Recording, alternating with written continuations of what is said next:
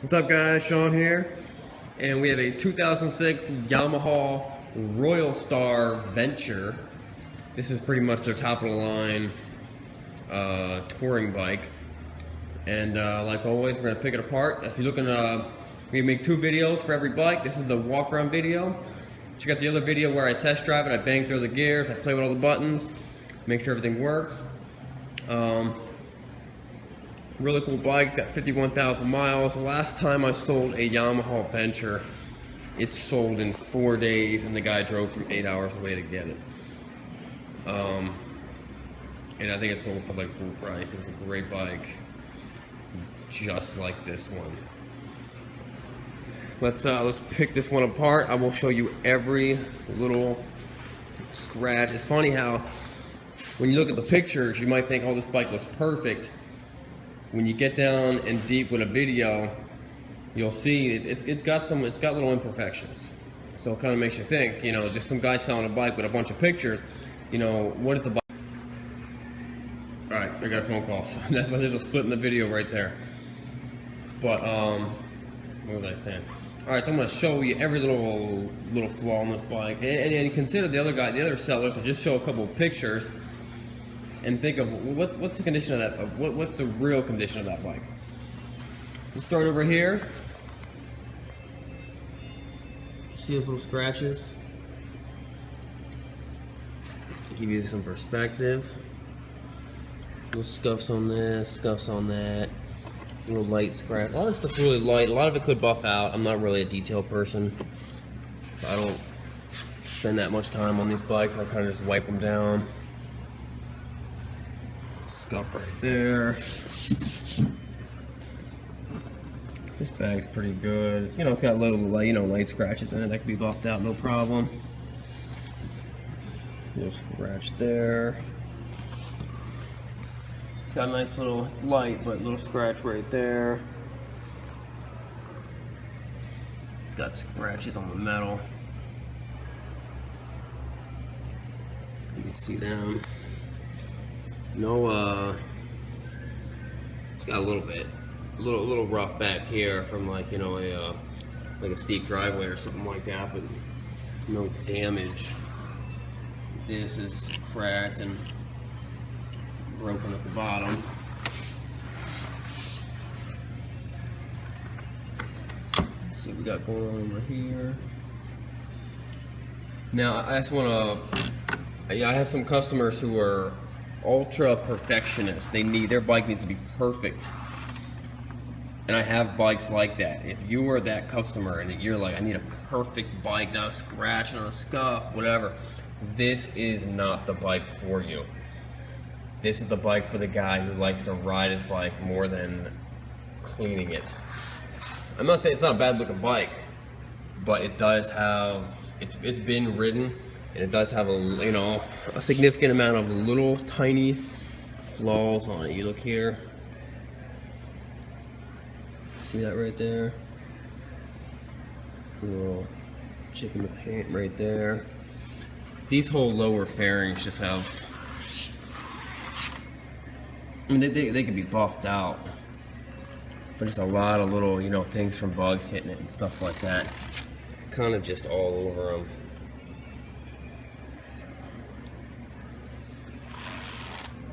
Now, if someone wants this bike, we have a detail person who does a great job, and they could probably get 95% of these things out of this bike. Look at the front fender, that's a little chip right there. You see that scuff, kind of goes up along the fender.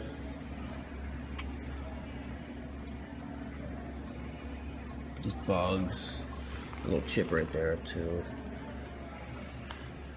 So it looks pretty good. You got your normal, you know, light pitting on the front. Little fork tubes, that's normal. That just needs to be cleaned. Let's go to the upper. We got a little thing right there. Oh, here we go. We got a nice little scratches, almost rash right here. It's not horribly deep, but you definitely catches your fingernail. Looks like we had something on the other side that they I think they called it kind of got burned from like someone trying to buff it out. It's not very big. It's most likely you wouldn't have seen it until after owning the bike for a couple of weeks. Let's talk about these tires. If you guys watched the test drive video, I felt like something a little goofy with the tires. I don't know if it was air pressure or not. It's definitely the tires. These tires are going to need to be replaced. They definitely they're low on tread. They kind of have cupping. When you're riding it, you kind of have to get over that little the spot. It just feels funny. Whoever buys this bike is definitely going to want to put tires on it. And I will be pricing the bike accordingly.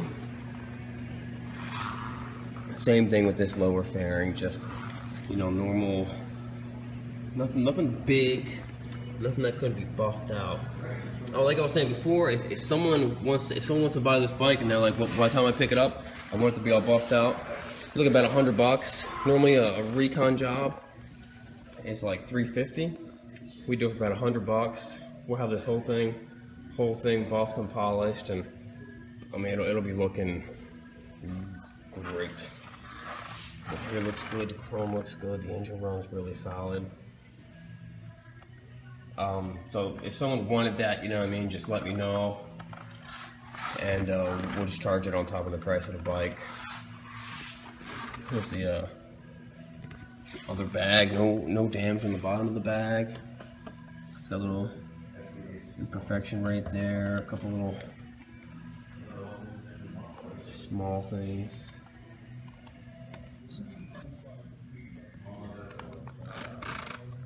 No real damage on the hardware.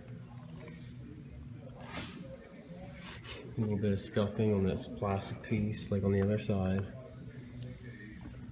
Here's where you got the comm system and the volume controls. We do have speakers in the back. There is a little thing on both sides of the seat, just almost starting to wear out. The tank actually looks really good. The fairing looks good. We got your power ports on both sides. There's the radio control. We'll talk about that a little later. When we fire the bike up, bar ends are clean. Mirrors are good. No scratches on the mirrors.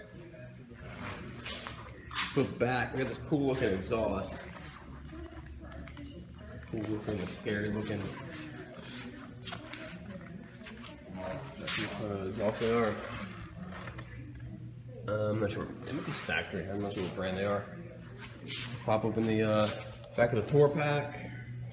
It's pretty good, it does have a little bit of like stuff that looks like that. But that would be able to be cleaned off or buffed out. That's a pretty good looking. Let's pop the trunk.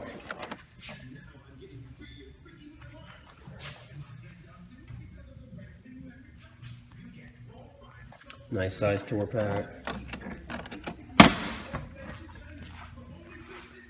The side, I like how these open up like this.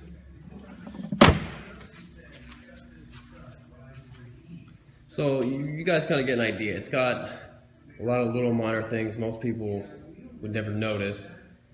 You know, 2 feet away from the bike looks perfect. But if you really get down to it, you know what I mean, you're gonna find, you know, little minor things. 95% of them would be eliminated with a really good recon job. Let's fire the bike up, choke us out. Here's your port for the comm system. I did try the cruise control, it does work.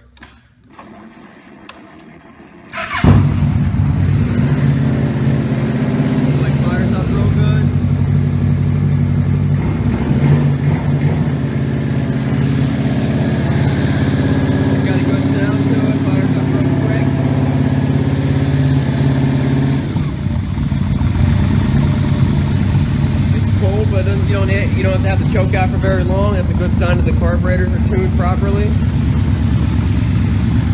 We're gonna have a pretty looking bike. It's a really cool color too. And guys, for the price, this is gonna be, I think I'm gonna price it at $6,000 for what you're getting, that is an incredibly good deal. Here's the radio.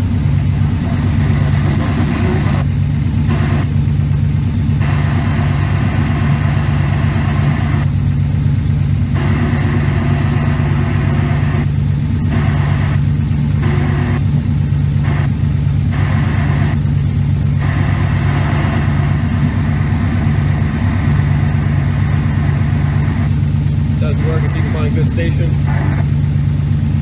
Oh, it's got an auxiliary input somewhere too. I'm not sure how that works, but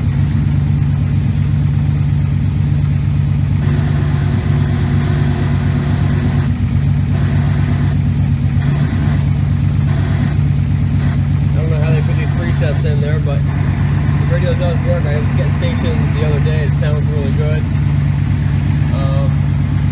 And there's also a, okay, there's the tape deck, and there's the auxiliary input. You can plug in an MP3 player or whatever you want to listen to your own tunes. This is how you do the cruise control. You press the cruise on, these will come on, then to set it, you press the set button. You gotta be going over like 40 or 50 miles an hour. And then from there you can accelerate or de-accelerate. Then whenever you get on the gas, or whenever you get on the brake, it'll shut the cruise control off. It's actually really cool. We do have 4-way flashers on this bike. And, try the horn real quick. Got a pretty cool sounding horn. Alright guys, this bike's gonna be on eBay. Check it out. Check out the other, the test drive video. It runs very well. And, yeah, some lucky guy is gonna get this bike, guy or gal, and they're gonna be very happy with it. All right, guys, thanks.